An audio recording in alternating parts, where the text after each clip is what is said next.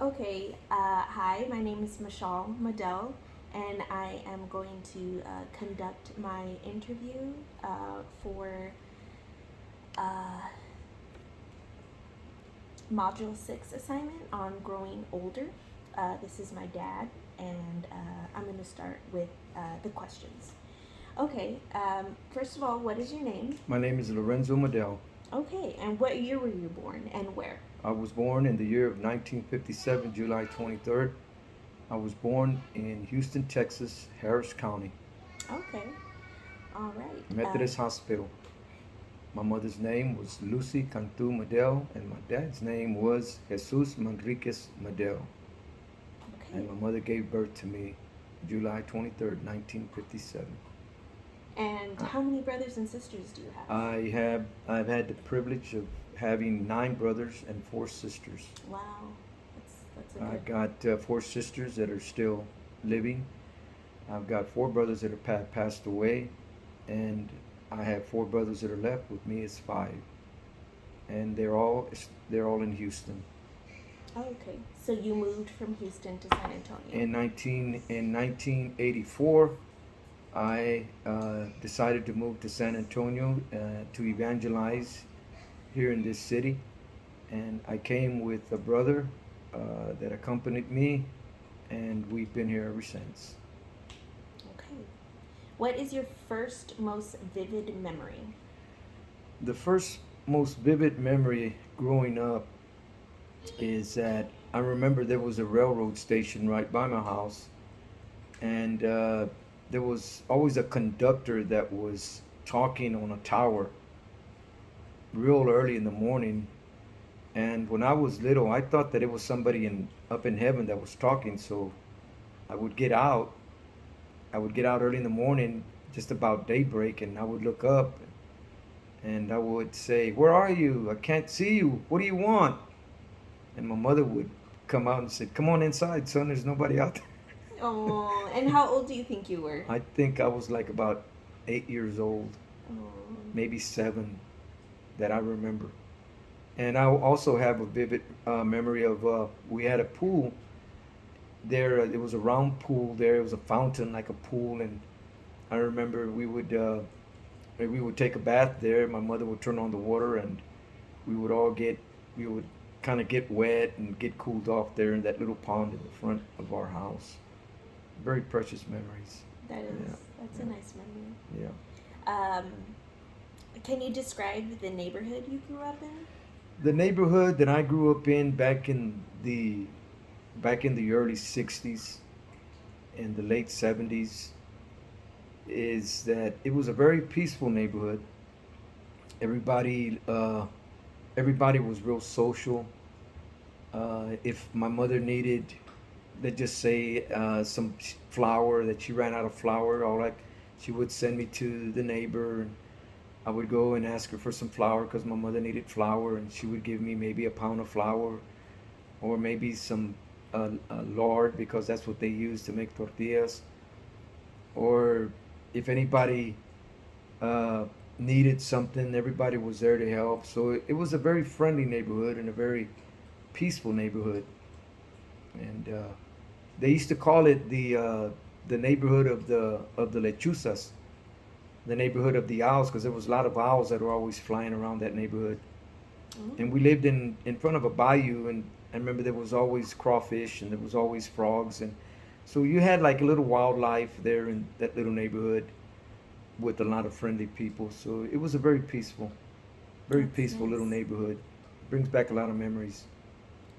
So, what kind of things did your family spend money on?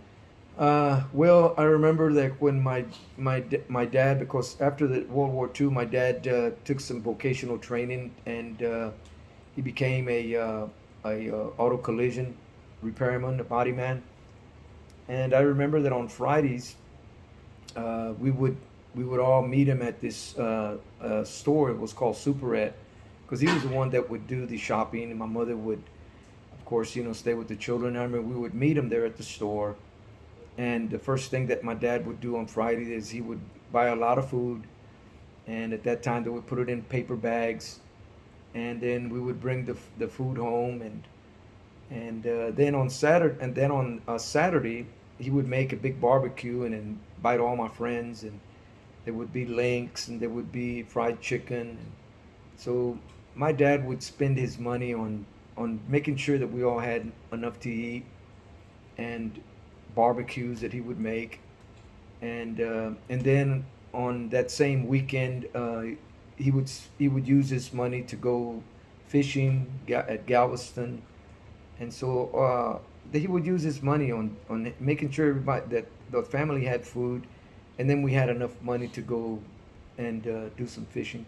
Oh, that's nice. And he had to make sure you had a lot of food, of course, because there was a lot of children. Right, exactly. And he was the only one that worked. He was the only provider. My Oh. mother didn't work. Had to take care of all the She was kids. the housewife, and but we never ran out of food. We always had food there, and so yeah, those are the two main things that my dad made sure that we had food at home, and that of course there was a little extra money so that we could go out and have a nice time at the beach and do some fishing. So, what was your favorite type of food when you were? Well, to tell you the truth, when I was growing up, my favorite food was tortilla con mantequilla, which was a tortilla with butter, Oh yeah. and I thought that was a real good snack. And then in summer there was always fruit trees in our neighborhood. So in the summer we would always enjoy picking figs, pomegranates, plums, and berries. So those were the those are the foods that we would eat, and And those were your favorite. those are my favorites. Yeah, the tortilla with mantequilla, the tortilla with butter, and uh, and then at school, when we were going to elementary school, I remember there was a peanut butter cookie that they would serve. That would come in a little, like the what do they call it, saran wrap. Hmm. And I remember that was my favorite cookie. It was a peanut butter cookie. So, what kind of school did you go to? And were you a good student? Okay, I went to the first school in my elementary was Cashmere Gardens, and we would walk about maybe a little over a mile to go to school. I would walk with my sister. It was a it was a predominant black school. It was like 90% black and 10% Hispanic. There was a few Anglos that were there, but everybody was friendly. The people were friendly there, and the teachers were very kind. I still remember some of the teachers, and it was a very friendly school. Very friendly. Would you say that there was a lot of racism Uh, between the blacks and the Hispanics and the whites there during was that time? yeah there was I would hear uh, not from the teachers, not from the grown-ups, but more from the students that I was growing up with, that they would have words that they would say to the To one Hispanics another. and then to the Mexicans, uh, but it was just words. It was not like I would feel a hate that they had, but it was just words that they would call the Anglos and they would call the Mexicans, and then of course even their own. They would even make remarks of their own selves. And then at the end of the year, I remember we would have fights with the blacks, and the Mexicans with the blacks, blacks with the Mexicans. But it was just kind of like, just duking it out with your knuckles. And then after that, it was over. We go back to school, see the same guys over, and like if nothing ever happened. But yeah, there was little rumbles that we would have at Mhm. school, but that was about it.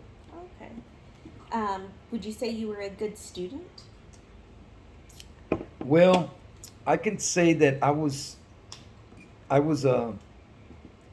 would like to go to school, and I remember at school I would like to daydream a lot. It was just a lot of daydream. Uh, I would respect my teachers because my parents taught us to respect. So there was a lot of respect that I had for my teachers. And as far as my my behavior, and my demeanor and everything there at school and in class, I believe I was respectable. That's good. My grades were average.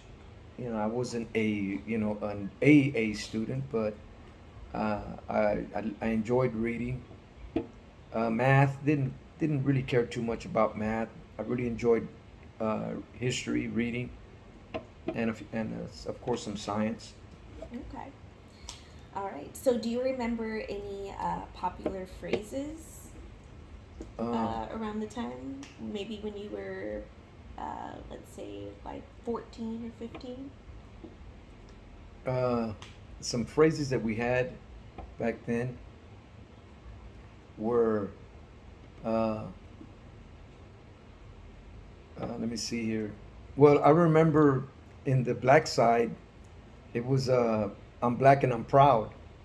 Oh, yeah. I remember that. And then in the Hispanic side, it was always the Chicano power, where they would hold they would put their fist up like that, and uh, and then we had like phrases like, "Hey, play it cool," and uh, of course we had a lot of phrases at home. My mother would always use uh, phrases that would help us in life. But other than that, that was about that I can remember. Of course, there were so many of them. Would you say you were involved in like the Chicano movement? Yeah, because at that time there was a lot of segregation going on in the '60s, and I really didn't understand it all, but I knew that it had to do with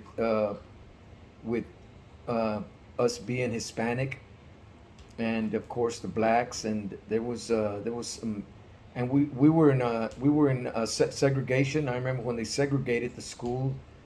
Uh, we left the school that we were at, and we were having classes in a Catholic church, and because of the the problems that they were having at that time with the Hispanics and the Anglos and the blacks. So yeah, I grew up in segregation when the people were just at each other just because of their skin. I feel like that's still a problem today, uh, but I think something that'll last, you know, Right, for right. forever. Okay, well, those are all the questions that I have for you. Thank you for helping me with It's my assignment, it's my pleasure. and